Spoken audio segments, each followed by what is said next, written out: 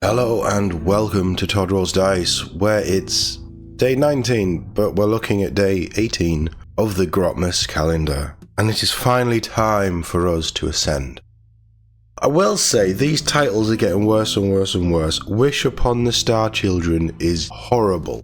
You can tell that they're running out of ideas for these titles. I suppose that's to be expected, I guess.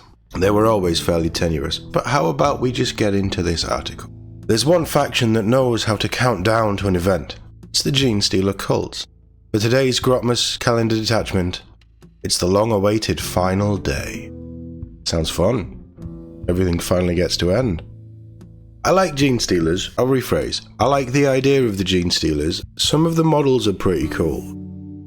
And I like more like the lore and just how they operate. And their rules are fun, but my god do they not seem complicated. They seem really complicated to run. My brain cannot cope. But this isn't about me. So how about we get into this? Every Genestealer cultist longs to witness the arrival of the Star Children, and then ascend to join them in blessed oneness. This will be a transcendent experience, a sublime reward for their devotion, or so they believe. The reality is altogether more hideous as the Tyranids approach. Utter alien hive mind assimilates the more nuanced broodmind of the cult. Many of the faithful die from psionic shock, while others are freed from Tyranid mind control, only to go mad with horror as the truth is revealed.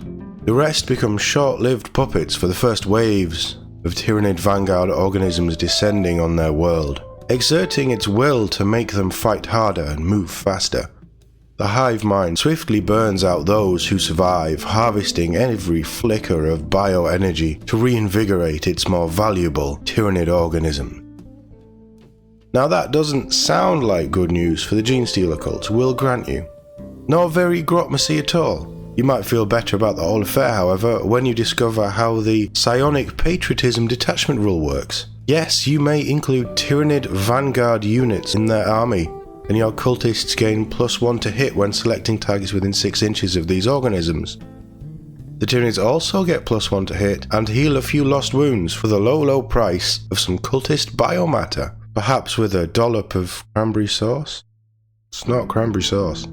The definitely justified devotion of the cultists towards the star gods is represented by enhancements such as Inhuman Integration, which grants a cultist's unit's weapons sustained hits 1, nice, and by stratagems such as Avenge the Star Children. When a Tyranid character is slain, Genestealer cults gain +1 to hit and to wound against whoever dared raise a hand to their long-awaited savior. I love it.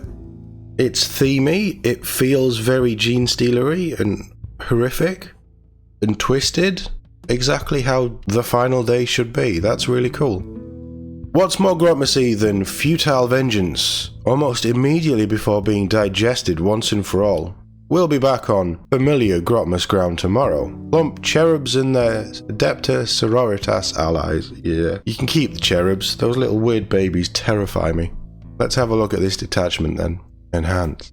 Now that'll do, I feel like I can read today. The final day, detachment rule, psionic patriotism. At the end of your movement phase, for each Tyranid synapse unit from your army, you can select one friendly Genestealer cults unit, excluding the pure stray Genestealer and Patriarch units, and one friendly Tyranids unit, each within 9 inches of and visible to that synapse unit. If you do, that Genestealer cult unit from your army suffers D3 +1 mortal wounds, and one model in the selected Tyranids unit regains up to that many lost wounds.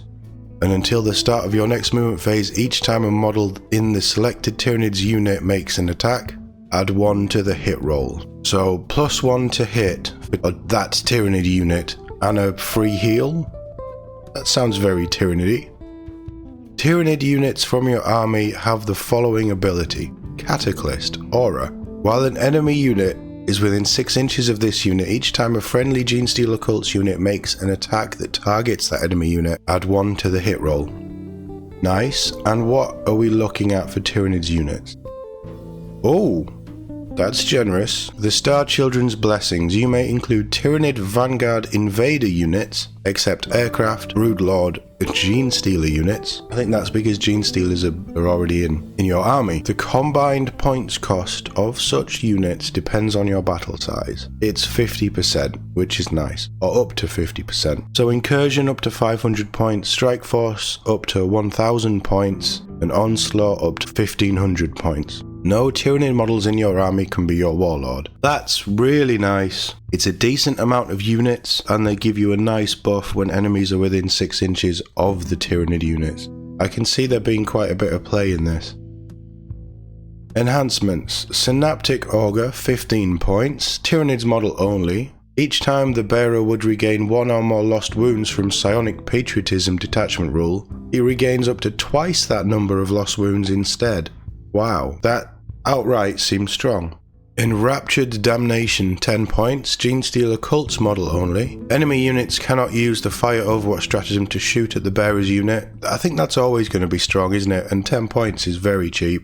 Vanguard Tyrant, 25 points. A Winged Hive Tyrant model only. Improve the strength and armor penetration characteristics of melee weapons equipped by the bearer by 1. Pricey but very strong if you're taking a Winged Tyranid Prime. And finally, Inhumane Integration, 20 points.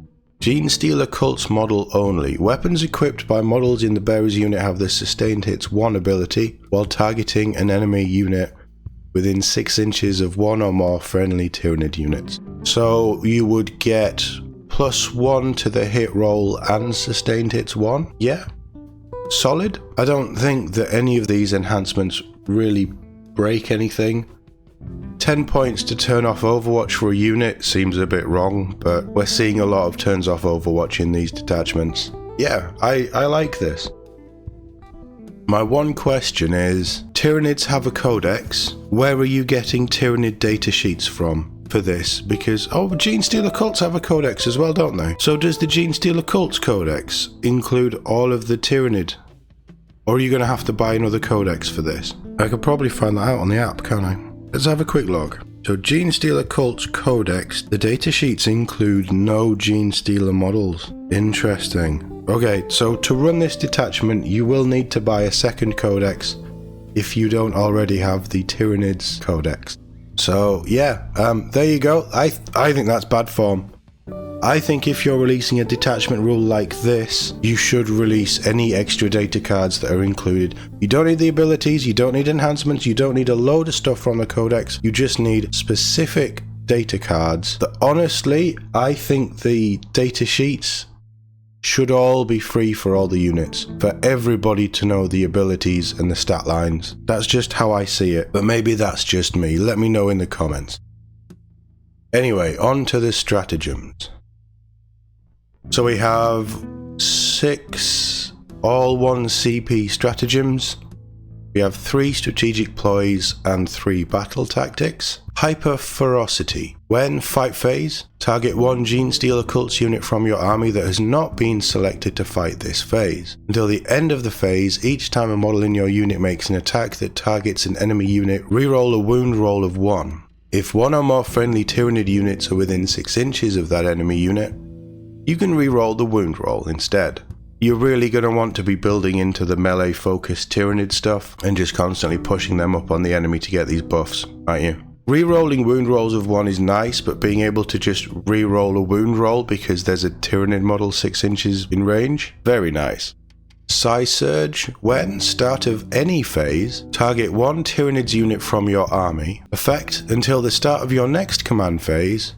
Increase the range of your unit's catalyst ability by 3 inches. Wow. Each time you use this stratagem until the end of your next command phase, you cannot use this stratagem again. So for 1 unit, ideally 1 in the best range, you can expand the catalyst ability by 3 inches, which is very nice. Doesn't interact with Hyper Ferocity. It is purely just for that ability, but that's probably going to be very clutch at times. Avenge the Star Children.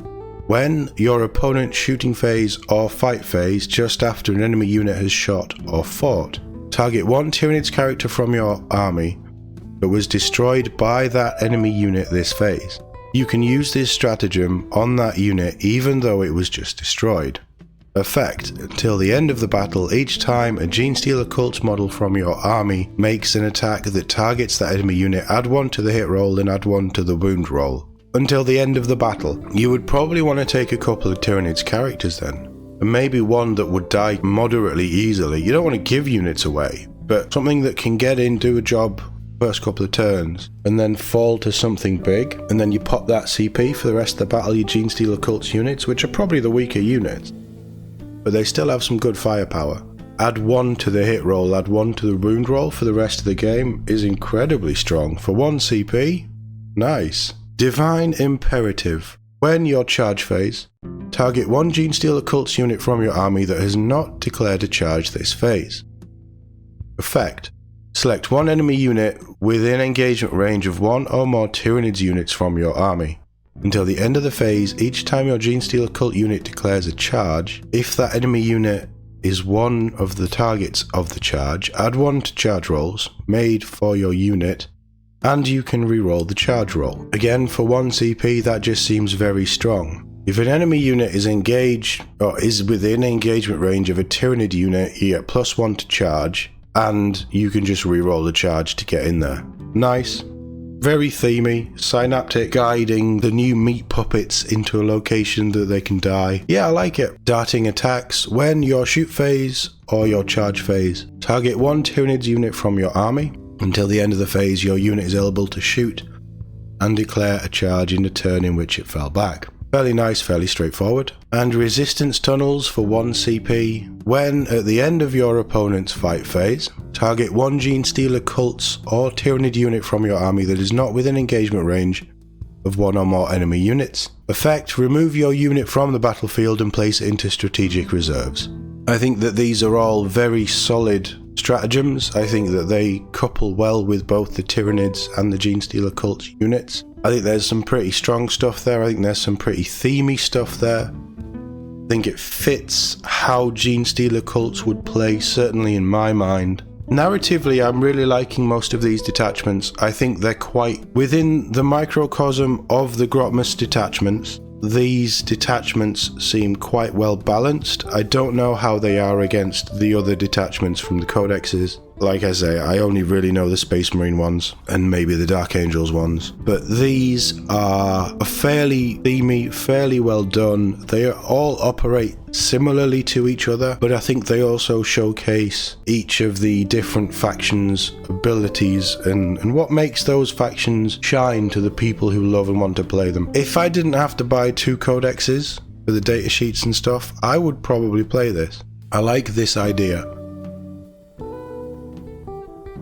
The stratagems are good, the enhancements are good, the detachment rule is good, but it's also got that narrative slant that I love, and you could build a really narrative, horrible list. You could kit bash cult models to have Genestealer bile all over them and melting, and you could do some horrible things with it to show the final day, the day of ascension, the rise of the Star Children and the 4-armed Emperor. You could do some amazing stuff just off the top of my head. Yeah, really, really nice. I think Final Day is a fun detachment. I can't fault any of it. Just seems really nice and fun. But let me know what you think in the comments. As always, thank you for watching, and I'll see you all in the next one.